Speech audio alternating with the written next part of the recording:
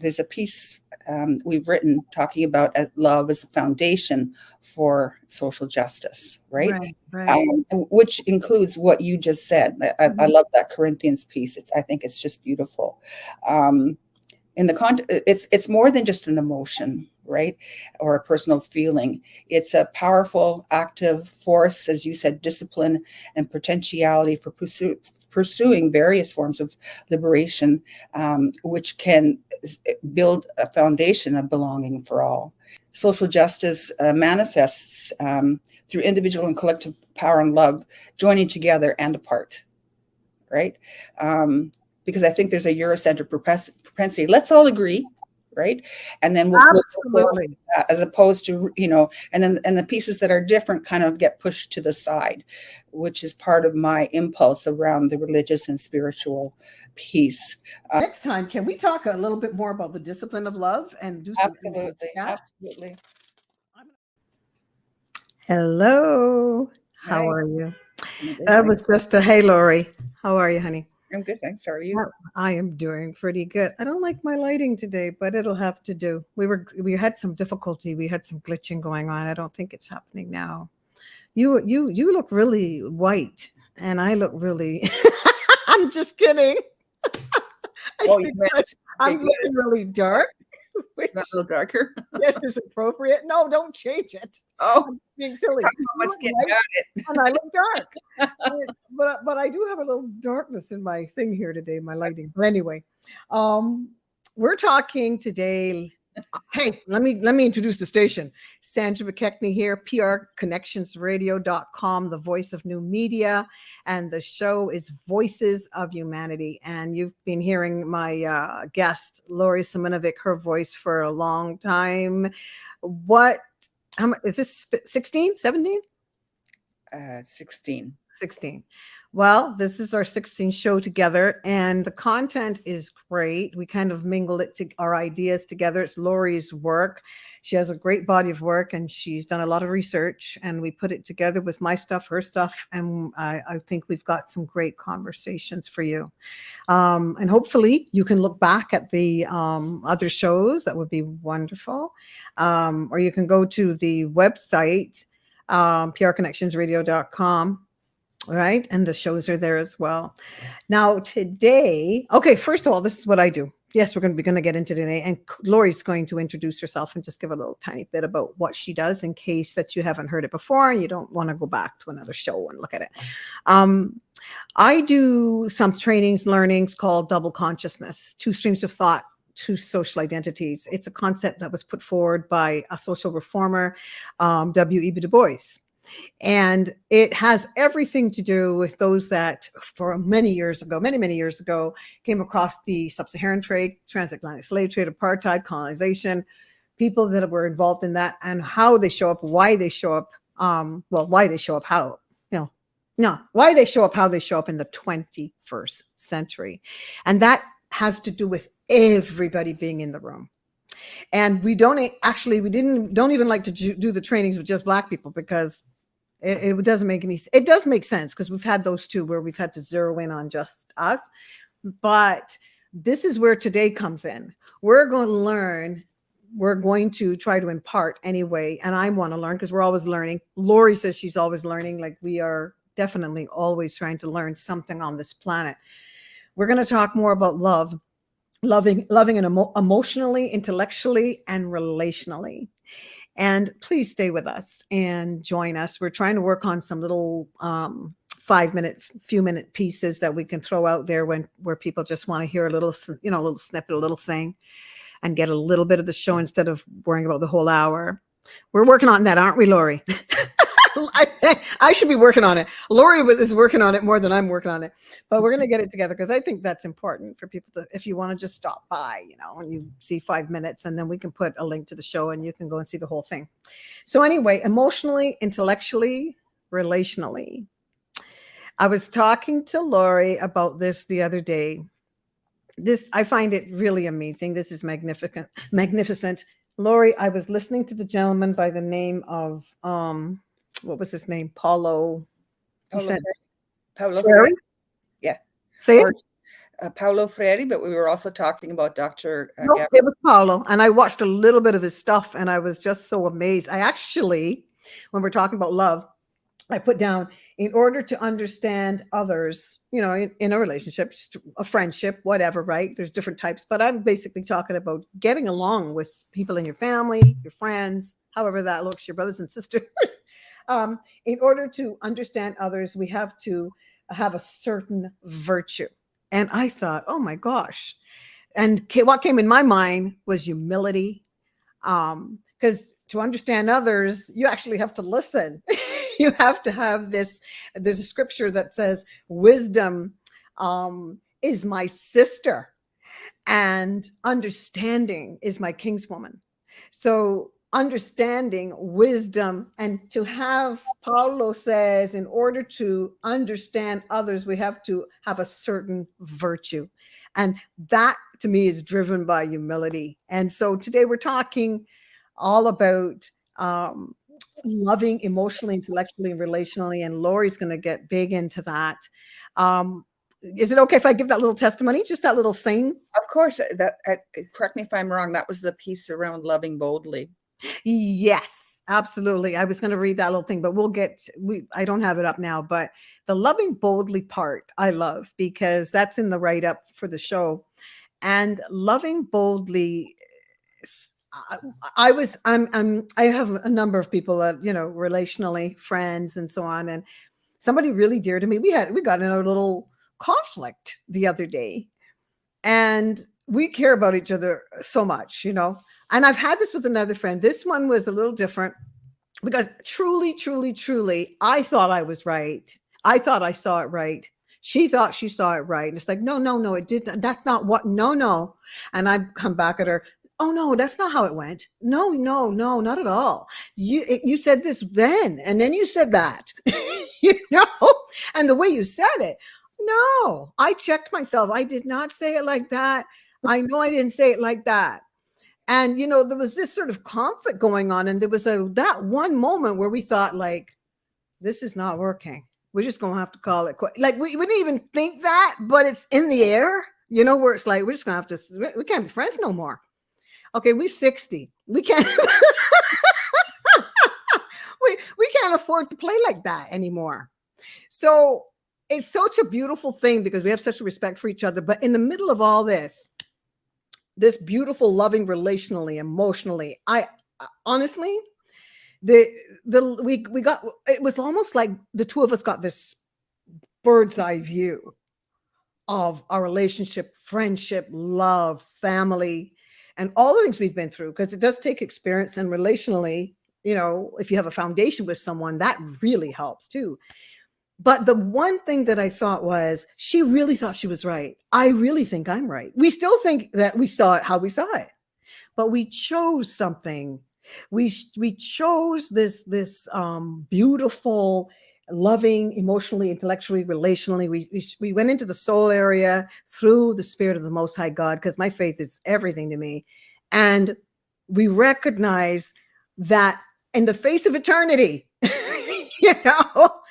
the spotlight is on love. How are we going to choose to let the foolishness, take away this amazing relationship that we have? Or are we going to love boldly in spite of whether she's right or I'm right in this situation? There's other pieces to this, of course, if you're going through something really heavy and you've got to speak to people or go and get counseling or whatever.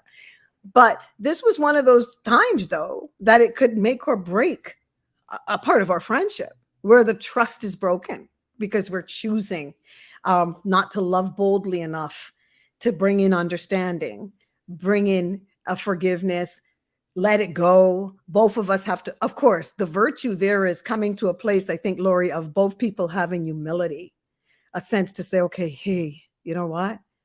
I still see what I see, because that's loving boldly to me. I still see it, and you still see yours. Okay. Let's take the high road. Do we love each other? Yes. Have we been through a lot together? We willing to throw that away? No, because the bird's eye view is our relationship is a testimony to so many friendships and relationships. How does that land with you, Lori? That's beautiful. that feels like an example of Andrew Harvey's transcendent descendants. You have a transcendent view and a descendant view of how you want to be with each other. You might choose to go into the minutia of, for example, nonviolent communication, which you did, right? Even though you're caught up in the right wrong paradigm, because you chose to Mm. go into your love on earth and in your heavenly context. Um, uh, so so for example, something like the technology of nonviolent communication has 4 steps where you find out what each of your needs are or whatever, but you're telling me it's not even necessary, right? It's a way, it's a bold love, and let's just wash this away. If it becomes a pattern, I suspect you'll find a way to work it through. You Absolutely. already know that. You've Absolutely. already built that, as you said, that whole foundation. And in that foundation, yes, it's a relationship, a one-on-one connection, but you bring your history, your cultural, your everything to that conversation. And that's, we're aware of it and we're not aware of it. And it's all happening at the same time. And you're focusing mainly on the love as you define it, as a discipline, even not just Yes. a feeling. Yes.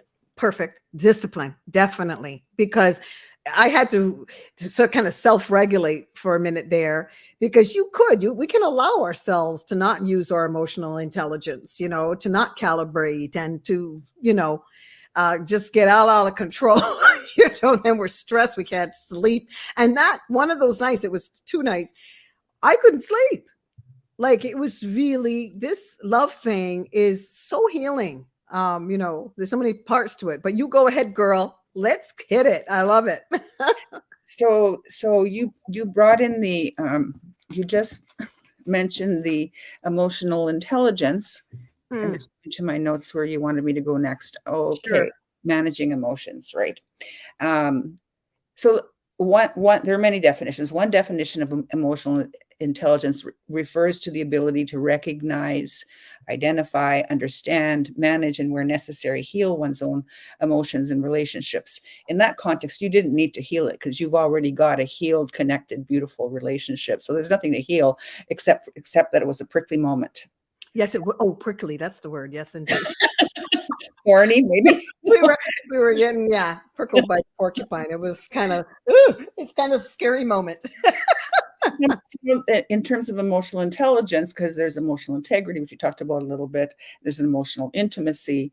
And in the book, I just looked at it quickly, Emotional Intimacy by Augustine Masters, he talks about every emotion, and that's exactly what you did, is a moment on an individual level or in a 2 level or in a collective level to go deeper. And that's what you did.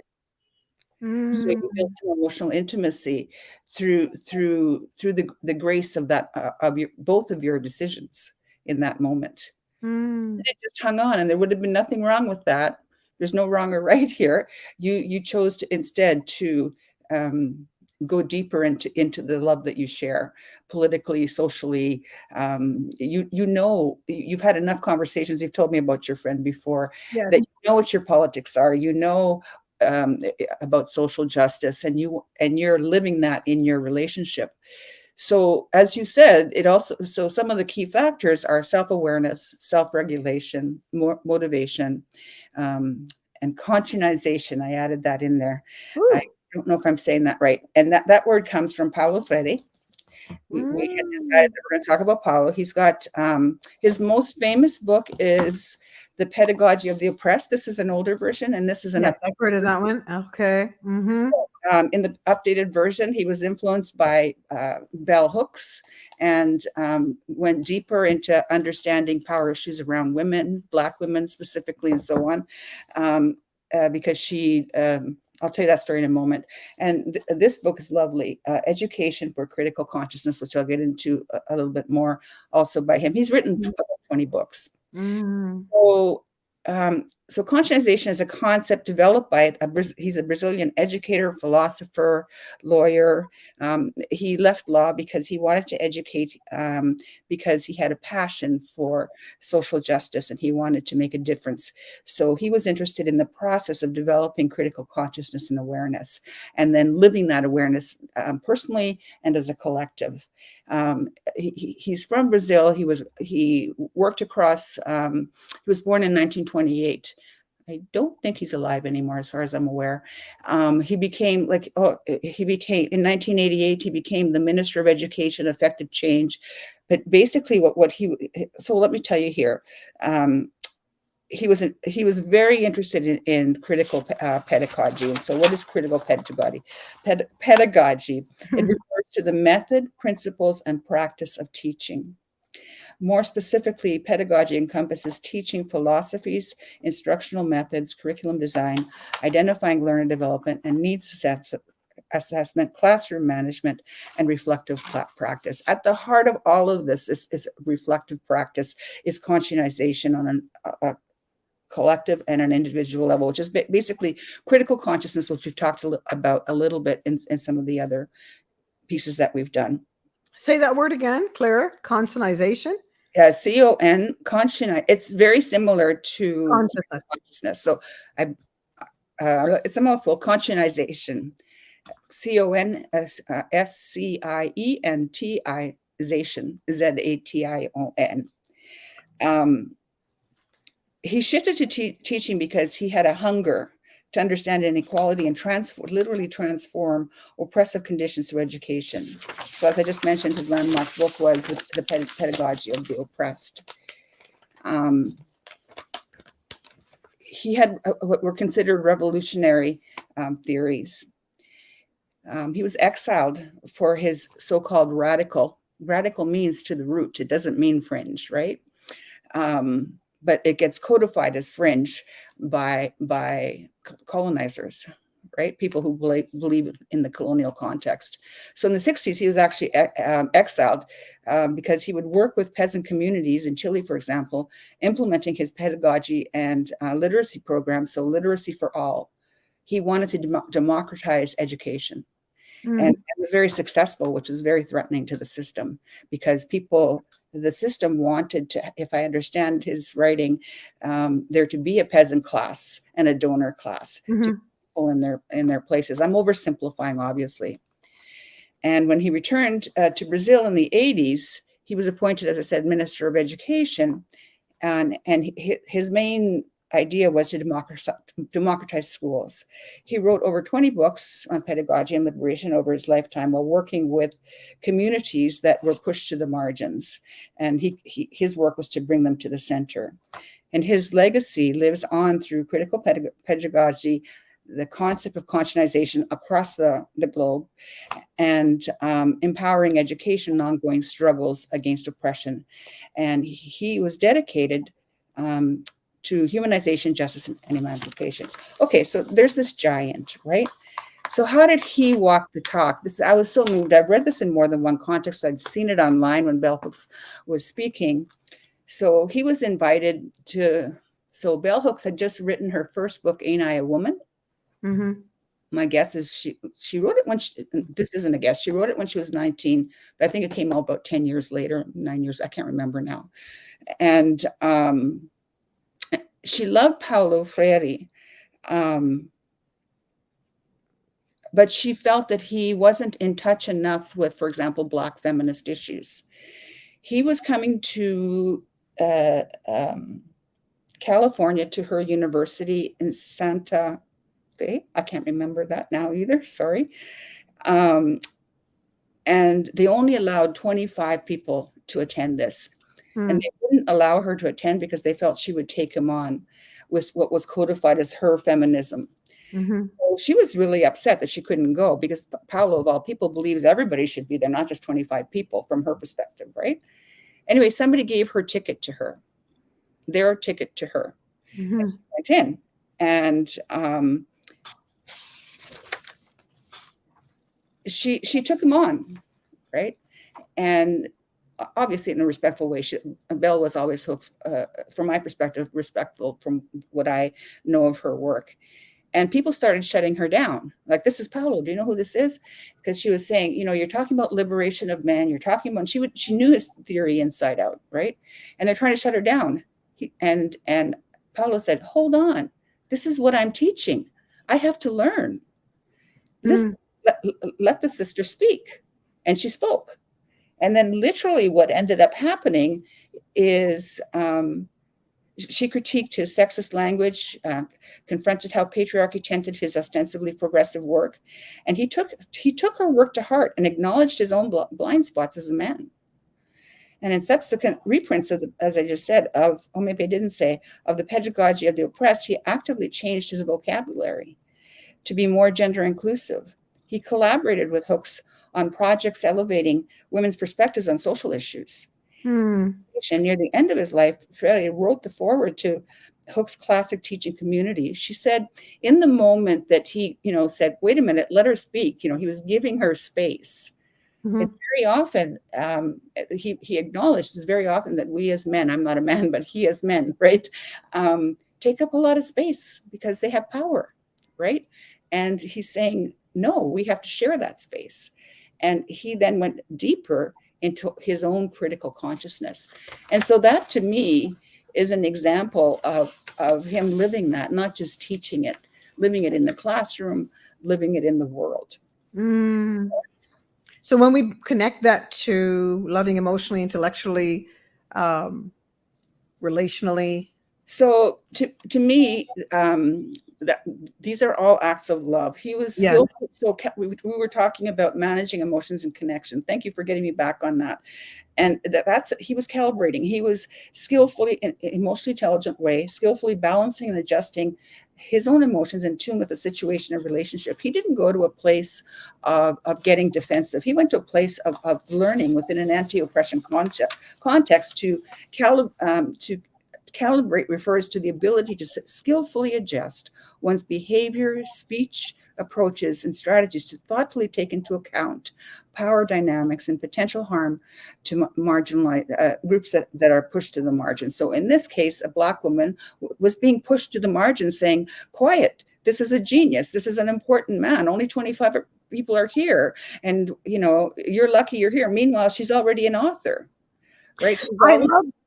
Go ahead. Sorry. I was just going to say, I was listening to a little bit of him today, and I love the second thing that he said is being tolerant is not being naive, but you have to lose in a sense, your personality and all the fringe. And I love that word. You have to lose all that stuff for a minute in order to love and to learn. So you don't have to be as big and bold as you may see yourself, but being tolerant is not being naive. It doesn't mean you're stupid because you're listening or because you're humble or you acquiesce so someone else, you know what I mean? So I just love that. I love that. That is definitely some of the fruits of the spirit. Mm-hmm. That's an interesting way to look at tolerance, because I tended in the past to think of tolerance as I'm tolerating somebody, right? Right. And I'm much more, and I understand that it's a step that's necessary in the beginning. I am, and this isn't contradictory to his theory, but and I'm more interested in going deeper into acceptance of multiple worldviews, and he very much supports pluralism, right? Mm-hmm. So I would agree with that statement again. Could you just say that again for me, please, so that I can really take that in? Being tolerant, and then of course he expounded on it. Being tolerant is not being naive, but you have to lose personality. So in other words, that to me, that's the paramount of humility. So you are sitting there maybe feeling you need to say something or you've got something to put across. But in that, there's a humility that causes you to lose some of yourself for a minute and give the opportunity to learn, an avenue, the opportunity to love. He definitely, you got me on this guy. This guy's, and we've heard a lot of this in so many different ways, but I love to hear things in different ways over and over again. And Well, he's one of yeah. these people. I mean, a lot of the stuff that's out there, we stand on his shoulders. It's because Mhm, of his work that, I'm not taking it in a linear context, but in terms of the collective, he's affected the globe. So I absolutely. love that. Absolutely. Some of you lose some of yourself. Hmm. So Hmm. then to calibrate refers to the ability, after you lose that part of yourself, you skillfully adjust one's behaviors, speech, approaches, strategies to thoughtfully take into account power dynamics and potential harm to the people that we're working in relation to, in connection to, with our intellect, with our emotions. Because in the Eurocentric context, we're expected, we have to be rational, and rational. The minute emotion comes in there, depending on one's social location, it's codified as it's not rational. Mm. This is all a part of and that's, I think he's saying that. And I definitely believe that. Yeah, in order, he is. I think that's the essence of what he's saying. In order to understand others, that other one, I love it. We have to have a certain virtue. Wow, what a word to use there. I You're agree. you're at a party and people are sitting around and someone's talking and talking, and instead of, party is going, oh gosh, they're talking so much, but it does take a certain virtue in It's order, interesting. I haven't read that yet or you seen that. know, in order to just count to 10 and be humble, really, because that's kind of the engine of this virtue that you're trying to instill in your being. Fascinating stuff. Which is a facet of love. So I do have a piece here on key components of conscientization, but would you like to go in a different direction? Well, no, we're going to do that. And but plus we got calibrate to do. But can you remind the audience at this time about what you do? Just a quick Oh, little. thank you. I'm the president of Get Braver Incorporated. I worked with the largest mental health hospital in Canada as an educator and consultant in the diversity, equity, and inclusion context for approximately just under 20 years. And now for the last few years, I've been doing very similar work in which we engage in threshold conversation facilitation, executive coaching, content creation and curation. And if you want to know more about it, you can look at my website, getbraver.com. Fabulous. All right. So do your segue where we're heading now. So, where would you rather go, calibration or or conscientization? Because Hmm. both have a lot, and we only have a half hour left. Okay, I'll leave it up to you because we know we're going to Okay, do since another we're one. talking about Freire, let's Okay. go and then we'll go to love boldly, since I find him a very loving force, Hmm. and that's why I thought of him. We thought of him. So in conscience, there's key components to conscientization: identifying contradictory elements in one's social environment and life conditions. So, for example, in his context, a working class community recognizes the poor air quality of their neighborhoods compared to affluent ones. There's another example of there was a whole series written in Hamilton on death by postal code, which is the more people die in the poor neighborhoods. They actually had mapped it out, Mm. and it's about analyzing the causes of oppression and what can actually happen. It can actually affect your health. Mm. That's beyond the scope of today, so we won't go into that. The second piece is analyzing the causes of oppression and injustices in a systemic and structural terms. We've talked a little bit about that. Say that again. Analyzing the causes of oppression and injustices in systemic and structural terms. So when you look at various inequities, like when you have, I've worked in, my whole career has been in this area, and there were times, actually even recently, where I've worked in contexts that are dominantly, especially on the upper echelon, senior management, all white or dominantly white, like 90%. Meanwhile, if you look at the external stats, there are people who are racialized as people of color who have the same or more credentials.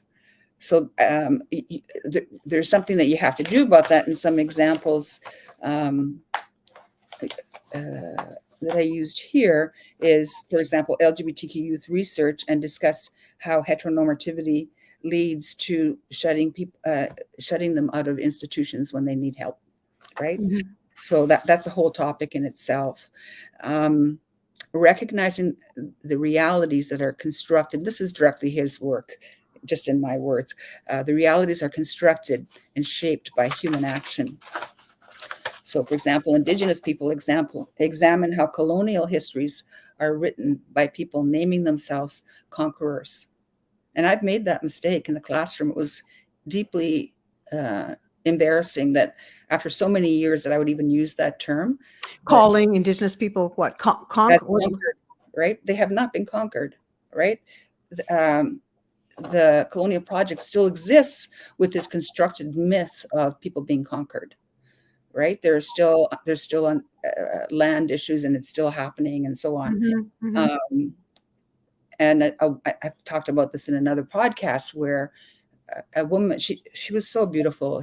An Indigenous woman of a particular nation came up to me, and she was very gentle. She said, we have not been conquered. And she gave me the facts. And I said, I apologized to her deeply. And I said, I asked her for permission in the classroom to teach me and us of how harmful that moment was for me even saying that, right? mhm, I could feel, which to some extent, what she was feeling, or not, if she could give me another guy. And she did. We took up a nice chunk of time for her to get deeper into my own critical consciousness, because I owned it in that mhm, moment. mhm, mhm. I didn't cry. I didn't make it about myself. Um, I learned enough. There's a part of me that wanted to, don't get me wrong. Oh, I'm so sorry. I don't want to teach anymore. Right? Not teach, sorry, facilitate. Yeah. And so I was able to recognize that and So understanding, constructed realities. is that also a part of loving intellectually? Yes. And yeah. It's also loving relationally, because she came up to me, because it's all happening at the same time, right? Yes, yes. And very respectfully, I have a love for this work. Yeah. And I want to develop more of a love for myself, where I'm not going to feel so bad. But the fact that I'm feeling bad, maybe that's a small aspect of compassion, right? Mhm, And then mhm. I was able to move in deeper and learn. I've never made that mistake again, as far as I'm aware, right? That's something very large and very small at the same time. Yeah, that's understanding others, like Paulo says. Right? Yeah. Developing another piece for this conscientization is developing a sense of agency and capacity to transform reality. So, in terms of developing agency, immigrant women from cooperatives to generating their own economic power and meeting community needs. And I've already talked many times about people that's, I don't know, I think they still do, self-identify as psychiatric consumer survivors. 87% of that population, the moment they get diagnosed with mental illness, Which population, sorry? people that are diagnosed with severe Oh, mental illness, okay. Right, right. 87% of that population, people won't hire. So Mhm. Yeah. I was involved in uh, getting into the trenches and building businesses and proving that it's a lie that people with mental illness can't build businesses. And some of those businesses still exist to this day. I remember there was one project, it lasted 7 years. The other ones lasted over 30, but where the whole place was dominantly run by people who had serious mental health problems, right? That's how we built the businesses, and there used to be jokes, people used to call me a normal, and I don't think I am, because I've got my own stuff, right? But I definitely don't identify with that piece. So there are times where we were working together across difference. Mhm. So yeah, it's interesting. It's messy work. And taking action against elements of oppression. So, for example, disability advocates protest ableist architecture by blocking inaccessible buildings. You told me about your friend. I think Mhm. that you tell the story. Your friend that goes about the parking.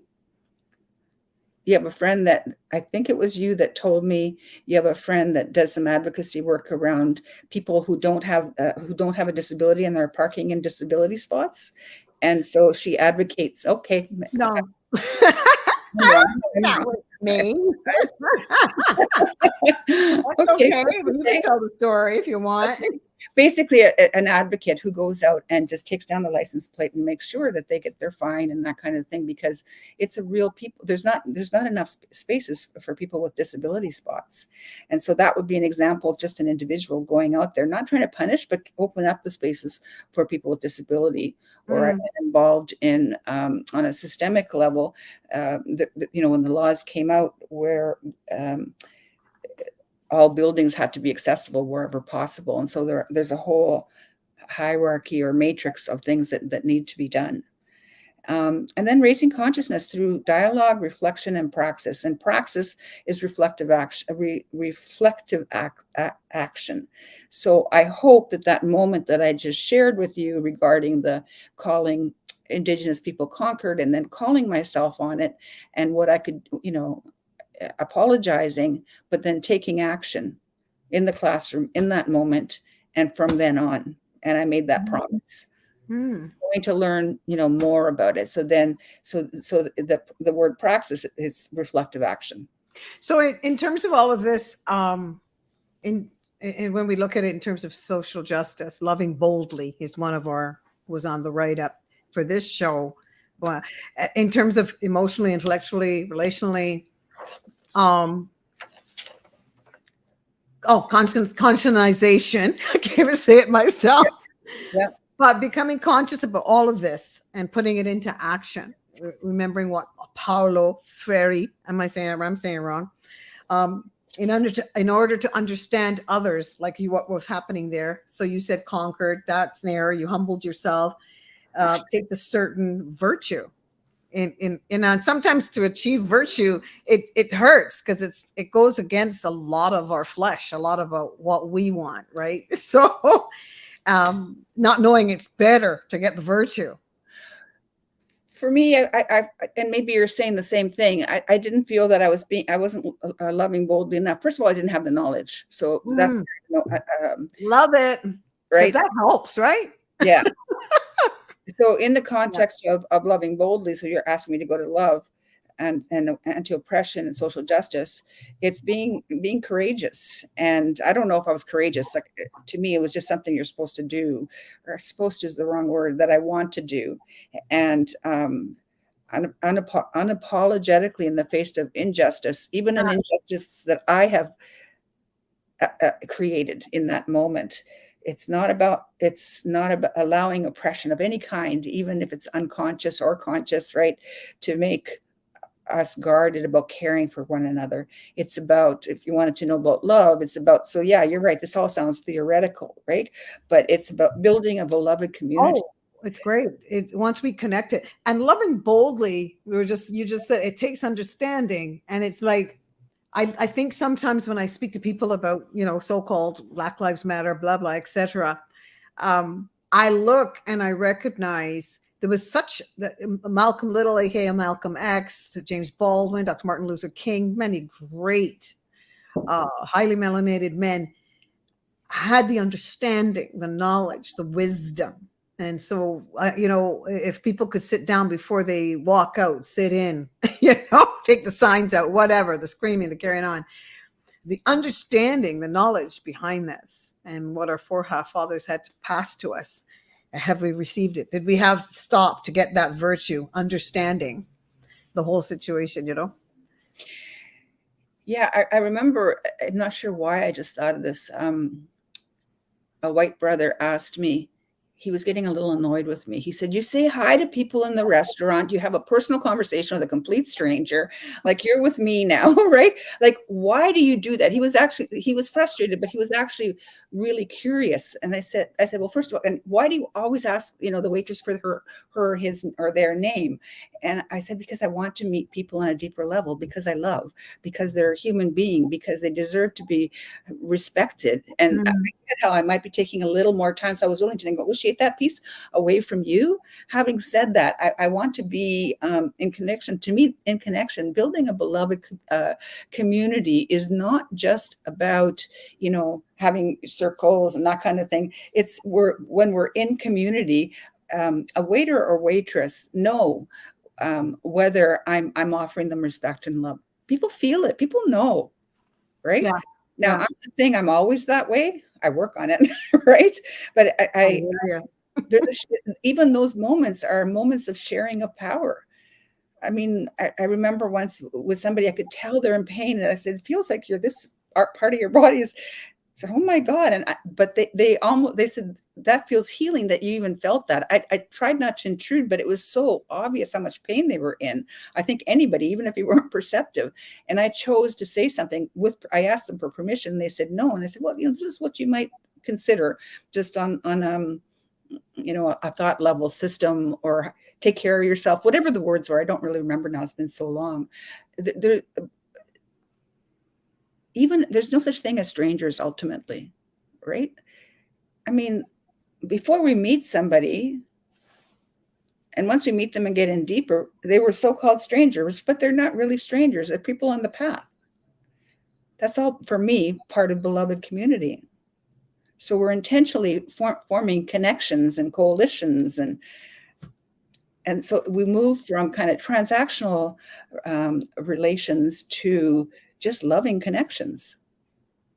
That is amazing to me. And I always think now, if we transition to loving in the face of injustice, love in the face of social justice or lack thereof, equitability, lack thereof, what, how do we implement some of Paulo's, the idealism there?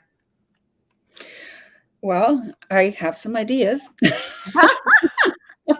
Good. We So do need them. it's being radically, like, to the core, vulnerable. I'm not talking about, standing in a classroom or in a connection, or right here, you and I, where I said, oh, start getting too deep into it, like almost therapeutic, which has its place, but it's Mhm. bonding through bold truth telling and collective healing. Yeah. Um, I know that when I did, we did a course. I was asked to do a course with another colleague on being an ally, and it was right around the time when in Quebec the four men. I have the names here. I'm sorry. Khaled Belkacemi, Abdelkrim Hassan, Ibrahim Berry, and Abu Bakr Tabi. They were all killed in Quebec. Um, the hate crime in the mosque. Mhm. And one of the things as an ally I felt was really important, and I've done some anti-Islamophobia work, but at that time, um, it had just happened like the day before, and I thought, Mhm. as an ally, let's bring this up and let's have a moment of silence with permission, and let's mention their names. And it was right up front. Mm. And I don't know whether I can't judge whether I was an ally in that moment, but for me, that it was really important to remember them because it's part of the work. We all belong, and like that was a heinous crime. Mhm. There's many of them. Saying like, "Why are you doing this?" Right? And there are people that are saying, "Thank you." Some people come to me secretly and say, "Thank you for bringing that up." Other people will say it publicly. Other people will shame, but I want to keep going. Right? Of course, I'm not going to force anything. And it's part of the work. It's a small act of love and reverence. And when it gets really difficult, we said the word prickly. When it gets difficult and prickly, um, I think to myself, there's almost you leave home, you gotta I'm looking at life this way lately. I almost when you're networking, you have your pitch, you go on these networking platforms. I went on so many of them, and there's that pitch. And I think to myself, we were talking about loving boldly, needing understanding, you know. A friend of mine years ago, not a friend of mine's acquaintance really, but I used to go visit his family because of a friend of mine, white, they're white. And he said to me one time, Sandra, what is it like to be black? You know, someone said that to my brother years ago and he almost threw over the dinner table, right? Oh my God. But it did. I'm pretty chilled compared to how he took it. But I think sometimes too, when as I'm getting older, I'm realizing, Sandra, don't open your mouth before you've even attempted just to check some stuff out. With all that we have here, all the technology, I think understanding and wisdom, we can get some of that. We don't really, we can almost set ourselves up with a pitch to have some knowledge. You might not have it all, but to look up some stuff before we say things. Totally. You know what I mean? And have a pitch in the sense of someone at work had something on and asked me, didn't ask me, but they're showing me this thing, and I was telling them the origin of this particular thing they were wearing, and I was conscious as to the care for that person, that they wouldn't feel they have to run somewhere and take it off or whatever. But they were curious to know, so we started talking about it. And even in that, I bring myself, I bring my pitch, and letting my light shine and love shine. Even though this is what it says, you can look up this website and that's what I'm saying. This is it here. I also have to bring my understanding and myself, my love and my care for others into that, and remembering the great ones that I stand on their shoulders, like Malcolm Little, aka Malcolm X, Martin Luther King, and beautiful people that I love. These three gentlemen I love, and James Baldwin. So understanding, loving boldly in the face of social justice, we do have to kind of take a pitch with us.